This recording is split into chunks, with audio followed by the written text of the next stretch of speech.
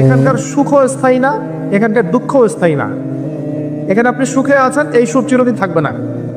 এখন খুব সুখে আছি আলহামদুলিল্লাহ, কিন্তু এই সুখ কিন্তু চিরস্থায়ী হবে না, মাথায় নিতে হবে। এখন খুব কষ্টে আছেন, এই কষ্টও চিরস্থায়ী হবে না, সুখ আসবে পরে। এখন সুস্থ আছেন, এই সুস্থতা চিরস্থায়ী হবে না, অসুস্থ হবেন। আবার অসুস্থ আছেন, এই অসুস্থতা চিরস্থায়ী হবে না, আবার আপনি সুস্থ হবেন ইনশাআল্লাহ। মানে দুনিয়াতে কোনো কিছুই চিরস্থায়ী না। কারণ কি? কারণ দুনিয়াটাই তো চিরস্থায়ী না, সব টেম্পোরারি। এটা হচ্ছে দুনিয়ার বাস্তবতা, হাকিকত। কোনটা স্থায়ী? ওয়াল আখিরাতু খায়রুন ওয়া আবকা। আখিরাত হচ্ছে চিরস্থায়ী এবং উত্তম, এটা স্থায়ী। এখানে যে খারাপ আমল নিয়ে যাবে, অনন্তকাল ওই খারাপ আমলের ফল তাকে ভোগ করতে হবে।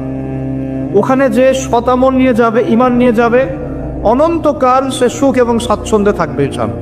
এই কথাটা কখনো ভুলে যাওয়া যাবে না। দুনিয়া একটা ক্ষণস্থায়ী জায়গা।